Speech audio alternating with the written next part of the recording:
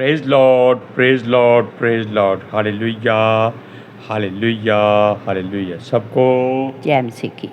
जय मसीह की। परमेश्वर, हमारा परमेश्वर जो सबका परमेश्वर है, उसने मनुष्य को अपने स्वरूप और अपनी समानता में बनाया था, मगर वो इस लायक नहीं रहा। आज के सुसमाचार के लिए परमेश्वर की बेटी प्रार्थना करेगी। सबको जय मसीह की। परमेश्वर आप सबके साथ हैं और आप सबसे बहुत प्रेम करता है। Hallelujah, hallelujah. महान परमेश्वर, सर्वशक्तिमान ईश्वर, जमीन आसमान दे मालिक ते खालिक, ਤੁਹਾਡਾ ਧੰਨਵਾਦ, ਤੁਹਾਡਾ ਸ਼ੁਕਰ ਕਰਦੇ ਸੁਆਮੀ, ਅੱਜ ਦੇ ਸੁੰਦਰ ਦਿਨ ਲਈ, ਸੁੰਦਰ ਸਮੇਂ ਲਈ, ਸੁੰਦਰ ਸੁਬਾਹ ਲਈ ਪਿਤਾ ਜੀ, ਜੋ ਸਾਡੀਆਂ ਜ਼ਿੰਦਗੀਆਂ 'ਚ ਬਖਸ਼ੀ ਪ੍ਰਭੂ। ਖੁਸ਼ੀਆਂ ਤੇ ਆਨੰਦ ਦਾ ਦਿਨ ਬਖਸ਼ਿਆ, ਤੰਦਰੁਸਤੀ ਦਿੱਤੀ ਪਿਤਾ ਜੀ, ਔਰ ਆਪਣੇ ਕਦਮਾਂ 'ਚ ਬੈਠਣ ਲਈ ਆਪਣਾ ਫਜ਼ਲ ਬਖਸ਼ਿਆ ਪ੍ਰਭੂ। ਇਹ ਸਭ ਤੁਹਾਡੀ ਦਇਆ, ਤੁਹਾਡੀ ਕਿਰਪਾ ਮੇਰੇ ਪਿਤਾ ਪਰਮੇਸ਼ਰ, ਔਰ ਤੁਹਾਡੀ ਬੇਟੀ ਹਿਰਦੇ ਤੋਂ ਤੁਹਾਡਾ ਧੰਨਵਾਦ, ਤੁਹਾਡਾ ਸ਼ੁਕਰ ਕਰਦੀ ਹੈ ਸੁਆਮੀ। ਸੱਚਮੁੱਚ ਖੁਦਾ ਜੋ ਸੇਵਾ ਬਖਸ਼ੀ ਪ੍ਰਭੂ, ਹਰ ਰੋਜ਼ ਵਚਨ ਦਿੰਦੇ ਆ, ਪ੍ਰਚਾਰ ਕਰਨਾ, ਉਸ ਲਈ ਵੀ ਤੁਹਾਡਾ ਧੰਨਵਾਦ, ਤੁਹਾਡਾ ਸ਼ੁਕਰ ਕਰਦੇ ਹਾਂ।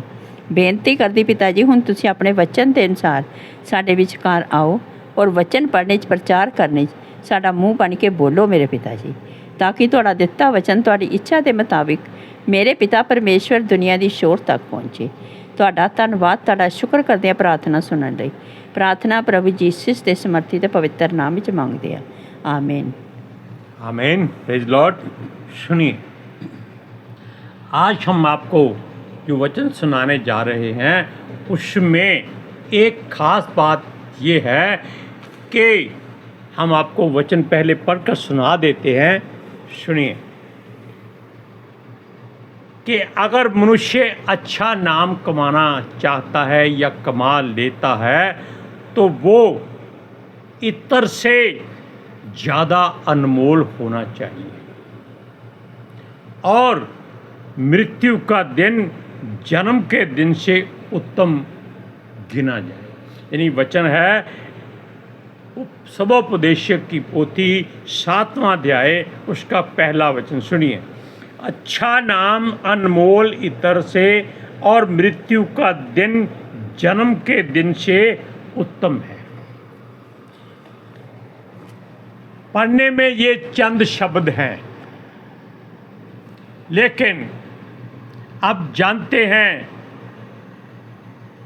कि मृत्यु का दिन कोई नहीं चाहता। हर कोई इत्र की तरह खुशबूदार होना चाहता है कि सब लोग उसकी ओर आकर्षित हो जाएं। कैसे? जैसे आप अपने गंदे हाथों से कोई मिठाई खुली जगह पर रख दीजिए, क्या होगा जानते हैं? उस पर मक्खियाँ भिन भिनाएंगी, कीड़े आ जाएंगे, चींटियाँ आ जाएंगी। क्या होगा? उसका वो सफाया कर देगी। मक्खियाँ गंदगी फैलाएंगी और चींटियाँ उठा के ले जाएंगी। मनुष्य ऐसी कामना अपने हृदय में रखता है, जबकि वचन कहता है कि अच्छा नाम, अच्छे नाम का मतलब होता है कि आपका हृदय नम्र और दीन हो। कभी कभी हमें भी क्रोध आता है, गुस्सा आ जाता है, तब हम अपने आप को माथा पीट कर कहते हैं, अरे भाई लोगों को आप समझाते हैं कि नम्र और दीन रहो, खुद क्यों नहीं बोलते? क्यों लोगों को झूठ बोलकर वचन सुनाते हैं? तब हमको बड़ी लज्जा आती है, शर्म आती है उस बात से कि परमेश्वर का वचन है, पहले हम पर लागू होना चाहिए। हमें अच्छा नाम कमाना है अनमोल इत्र की तरह। ये नहीं कि इत्र लगाकर हम अपने आप को सबसे ज़्यादा अनमोल बनाएं। हालेलुया। परमेश्वर ने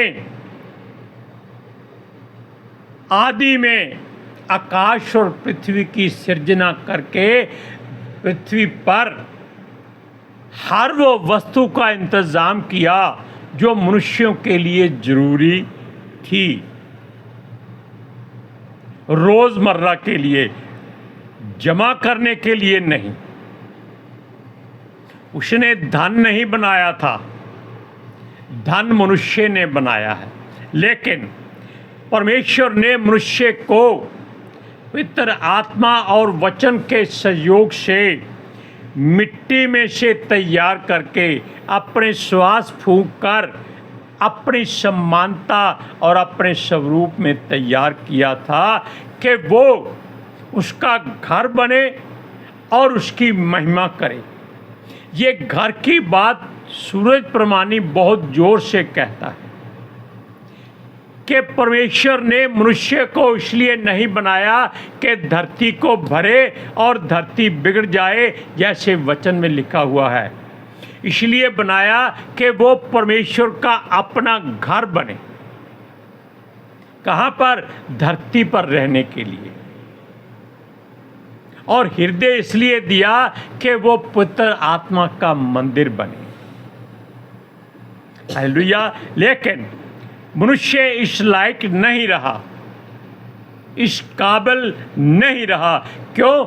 उसने परमेश्वर की ओर से मिली सारी सौगात पाकर अपने आप को घमंडी बना लिया, और उससे पहले उसने परमेश्वर के हुक्म को ना मानकर गुनाह, गलती, पाप, अपराध कर लिया और अपनी जो परमेश्वर ने सहायक दी थी उसका कहना मानकर अकल के वृक्ष का, ज्ञान के वृक्ष का जो फल था वो खा लिया। उससे क्या हुआ? परमेश्वर की अकल उसमें से निकल गई और मनुष्य की अकल उसमें आ गई जो शारीरिक थी। आत्मिक अकल फल खाने से निकल गई। अब आप सोचिए कि वो अपने आप को इत्र की तरह अनमोल कैसे कर सकता है जबकि उसमें परमेश्वर का दिया हुआ ज्ञान नहीं रहा। इसीलिए वचन कहता है कि ये शरीर कितना आनंद मानना चाहता है, कितना आरामदेह होना चाहता है, और परमेश्वर के वचन को ये एक तरफ करके शारीरिक कामनाओं में भरना चाहता है, और वो एक मीठा जहर है। शुगर लोगों को क्यों होती है? चीनी खाने से नहीं होती। क्यों?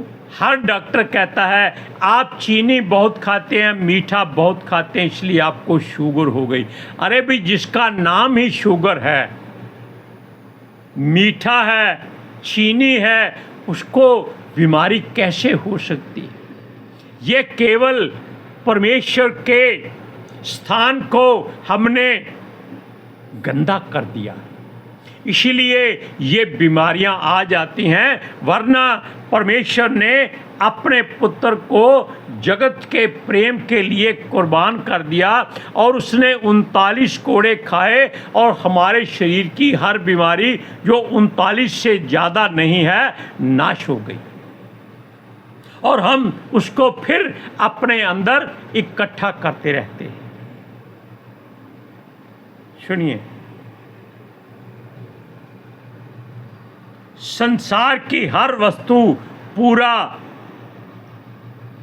एक जहर है, मीठा जहर है, जिसको आप कम खाएं तो ज़्यादा अच्छा है, ज़्यादा खाएं तो आप जान लीजिए कि क्या हो सकता है। Hallelujah, hallelujah, praise Lord, praise the Lord. सुनिए,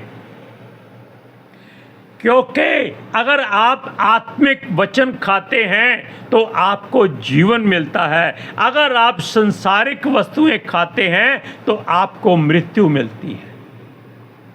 लेकिन मनुष्य सोचता है कि मृत्यु मिलने से उसको शांति मिल जाती है। वो ये भूल जाता है कि जो मृत्यु के बाद का समय है वो इस जीवन से ज़्यादा खतरनाक है।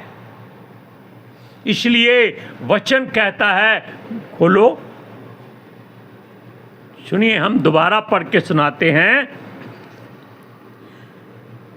अच्छा नाम अनमोल इत्र से और मृत्यु का दिन जन्म के दिन से उत्तम है। मृत्यु का दिन ये तब आप जान सकते हैं जब आपका नाम अनमोल इत्र से ज़्यादा खुशबूदार और कीमती और लोगों के लिए एक गवाही के तौर पर लिया जाए। तब आप इत्र से ज़्यादा महकेंगे और जब आपकी मृत्यु होगी तो लोग आपसे एक सबक लेंगे कि ये मनुष्य जिसने परमेश्वर का हुक्म मानकर अपने आप को उसके हाथों में दिया, इसकी मृत्यु इसके जन्म से ज़्यादा उत्तम है। वचन में एक जगह लिखा है, वो कहता है कि परमेश्वर अच्छे मनुष्यों को पहले उठा लेता है। क्यों? ताकि वो आने वाली मुश्किल मुसीबत से बच सके। वैसे लिखा है कि धर्मी मनुष्य को, लेकिन धर्मी कोई है नहीं, केवल परमेश्वर धर्मी है और वो सदालों जीवित रहता है। सुनिए, इसलिए आप याद रखिए कि अगर आप परमेश्वर से नाता जोड़ेंगे तो आप अपने आप को भाग्यशाली बनाएंगे, अगर तोड़ेंगे तो आप अभाग्यशाली बनेंगे। केवल एक शब्द आगे जुड़ेगा। हालेलुया। सुनिए, मनुष्य भूल जाता है उसके पास समय जो परमेश्वर ने उसे दिया है वो बहुत ही सीमित है, यानी कि उसकी सीमा बांधी गई है। कैसे? जैसे परमेश्वर ने समुद्र की सीमा को हुक्म दिया है कि तुम इस हद से आगे नहीं जा सकता, वैसे उसके आसपास कोई उसने बाड़ा नहीं बांधा है। जॉन इकबाल जो जलंधर से अमेरिका में या कनाडा में सेटल हैं, वो भी एक प्रचारक हैं। ये वचन हमने उनसे सुना था कि परमेश्वर ने इतना बड़ा समुद्र बनाया है, उसके आगे कोई बाड़ा नहीं बांधा है, कोई दीवार नहीं बांधी है। लेकिन हमारे गली में मोहल्ले में बाढ़ आ जाए तो लोग अपने घरों में बांध लेते हैं कि कहीं उनका घर ना बह जाए। अरे इतनी बड़ी धरती नहीं बह सकती, आपका घर एक बरसात से कैसे बह जाएगा? सुनिए, यदि वो जन्म है तो मृत्यु उसे मिलनी ही मिलनी है, यानी कि वो पैदा हुआ है तो। और पैदा कैसे हुआ है? माता पिता के पाप से। Hallelujah, hallelujah. यदि वो अपना जीवन जीव जंतुओं की तरह बिताए तो व्यर्थ है, किसी काम का नहीं, क्योंकि जीव जंतु परमेश्वर के उस हुक्म के अनुसार अपना जीवन बिताते हैं जो उनके लिए लिखा जाता है। सुनिए, ये जो व्यर्थ बात है, ये परमेश्वर चाहता है कि मनुष्य के जीवन से हट जाए। यदि नाम को आप ज़्यादा महिमा देते हैं या धनवान होने के लिए अपना जीवन बिताते हैं या अपने नाम का चर्चा ज़्यादा करना चाहते हैं या अपने आप को लोगों में एक अच्छा मनुष्य साबित करना चाहते हैं, तो आपका जीवन किसी काम का नहीं है। सुनिए, केवल जीने के लिए ही जो परिश्रम करता है वो मृत्यु को भूल जाता है। वो कहता है कि पता नहीं उम्र कितनी है, पैसा जोड़ लो, अच्छी मेहनत कर लो, अच्छा व्यापार कर लो, लेकिन खाओ कुछ नहीं, बीमारियों को इकट्ठा कर लो। आप जानते हैं कि हिंदुस्तान में जालंधर शहर हर मुसीबत की जड़ है और हर अच्छाई का पर है। पर क्या होता है? पंख। हिंदुस्तान में हर बात अच्छी हो बुरी हो इस शहर से शुरू होती है।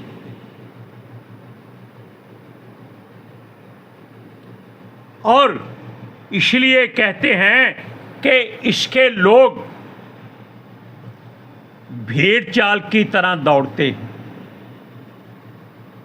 ये संसार का सबसे ज़्यादा अस्पतालों का घर है, जबकि ये पहले सबसे ज़्यादा स्पोर्ट्स सामान का घर था, बर्तन का घर था, कपड़े का घर था, फिल्म डिस्ट्रीब्यूटर का घर था और अखबारों का जन्मदाता जालंधर ही हिंदुस्तान में शुरू है। आज यहाँ कुछ नहीं है, केवल लोग जो हम बता रहे हैं वो जीवन बिता रहे हैं। धन इकट्ठा करना है, पता नहीं कब जरूरत पड़ जाए। ये मृत्यु को भूल जाते हैं और ये झूठ जो है अपने आप अपने जीवन में मृत्यु की जगह पर खड़ा कर देते हैं। हालेलुया। जीवन से मृत्यु इसीलिए उत्तम है कि ये लोग जो लोगों की निगाह में बदनाम, बुरे और अत्याचारी, व्यभिचारी, गुनाहगारी कुछ भी बनते जा रहे हैं, ये उससे बच जाएं। Hallelujah, hallelujah. सुनिए, इच्छाएं, कामनाएं इनकी कभी खत्म नहीं होती। ये उनको इकट्ठा करते रहते हैं और बढ़ाते रहते हैं। मिट्टी में से निकले हैं, मिट्टी में मिल जाते हैं। ये बाहर अपने आप को अच्छा भोजन खाते हैं और मरने के बाद इनको कीड़े खाते हैं। सुनिए, हमारा परमेश्वर जो सृजनहार है हमारा और हमारा सर्वशक्तिमान है, ना तो उससे झगड़ा किया जा सकता है, ना उससे सवाल किया जा सकता है, और मनुष्य उसकी तरफ कभी ध्यान नहीं देता। वो कहता है कि ये जलती आग है, इसको छूने से हम जल जाएंगे, इससे दूर रहना भला है। कैसे? जैसे मूसा के द्वारा परमेश्वर ने लोगों से बातें की थी अग्नि के पहाड़ में से, और लोग डरकर कहने लगे कि मूसा, हम परमेश्वर से बात नहीं कर सकते, तू ही बात कर वरना हम मर जाएंगे। काश उस समय वो मर जाते, तब ये वचन उत्तम होता कि जन्म के दिन से मृत्यु का दिन ज़्यादा उत्तम है।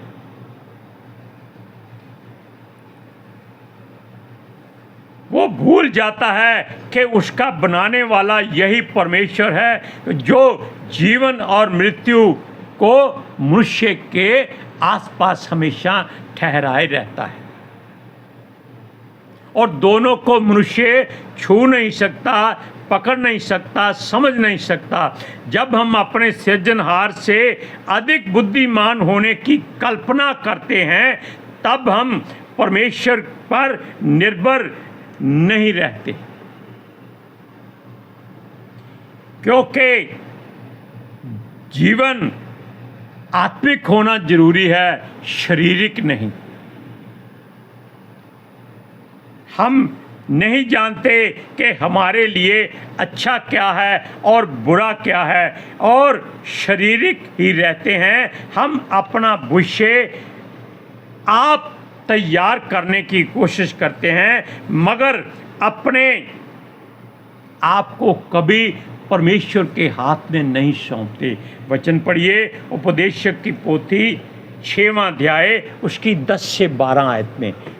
छोटी सी बात है, इसको बड़े गौर से सुनिएगा।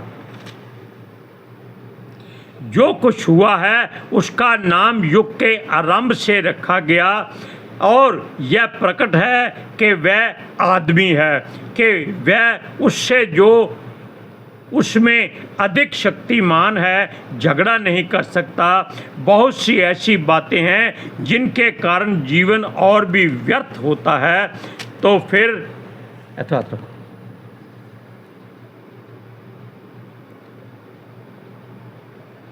मनुष्य को क्या लाभ है, क्योंकि मनुष्य के क्षणिक व्यर्थ जीवन में जो वह परछाई के समान बिताता है, कौन जानता है कि उसके लिए अच्छा क्या है, क्योंकि मनुष्य को कौन बता सकता है कि उसके बाद दुनिया में क्या होगा।